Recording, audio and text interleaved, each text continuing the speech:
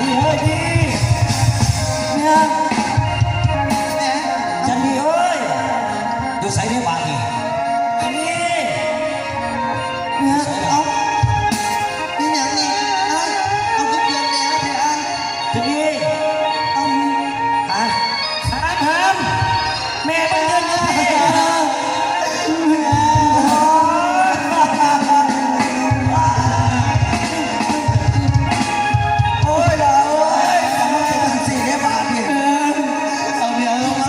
สันเด้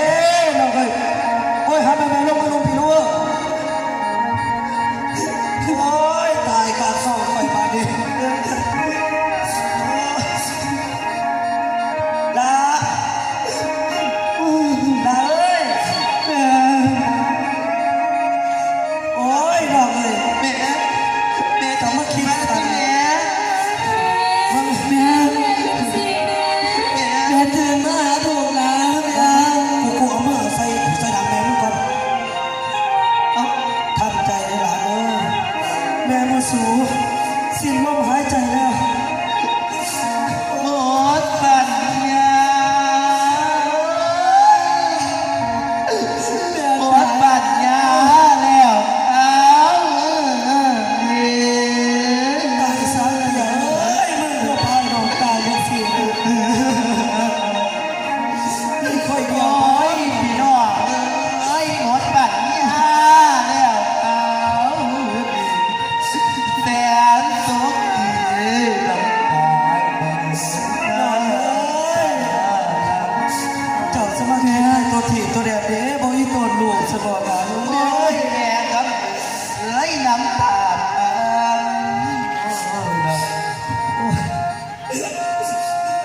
บ้านดักคนปากเราแม่ตื่นกินมาที่แล้วแม่มันมีผู้เดียวอ๋อผู้ชายอย่างก็คิดไปจังสันโอ้ยพี่น้องเอ้ยมันมาเสียงลูกตาย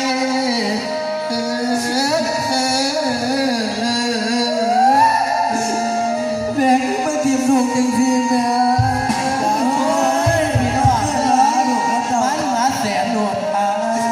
ยเป็นตาบอกเคยได้ยินเน่ตายพอตายซื่อๆพี่น้องเอ้ยใจขาดพ่อมี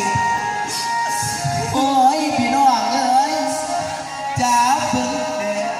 เงินเบิ่งโอ้ยจ้าเบิ่ง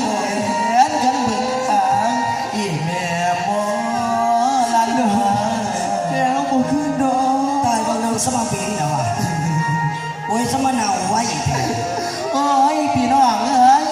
บ่อยากตายมาเลยสิตายเป็นแม่จะมาจากลูกไปจังสิแม่โอ้ยพี่น้องเอ้ยการว่าพอใส่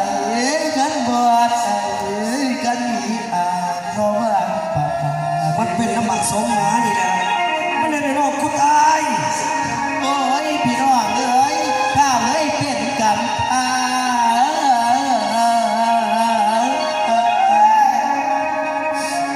โอ้ยพี่น้องเอ้ยถ้าเลยเป็นเหมือนกันกับมองอาบใส่คนนี้มาสั่งบอกเอ้ยเจ้าก็เป็นคนโอ้ยพี่น้องเอ้ยหมดความ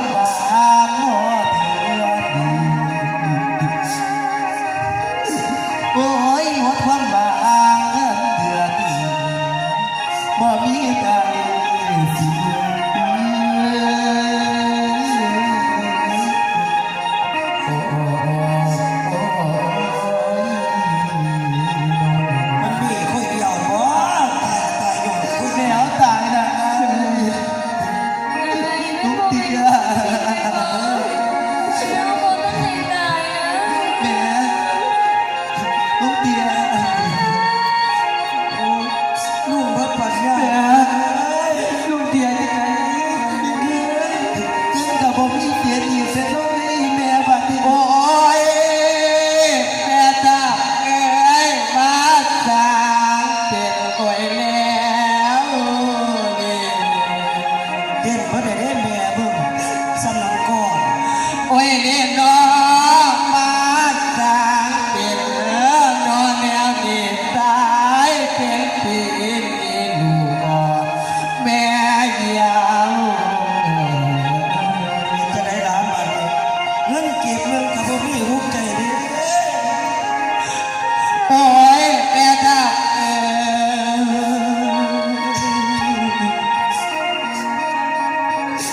โอ้ยแม่เจ้าเอ้ยตายเป็นผีตีตาดีโอ้ยเจ้าดีอย่าบอกไป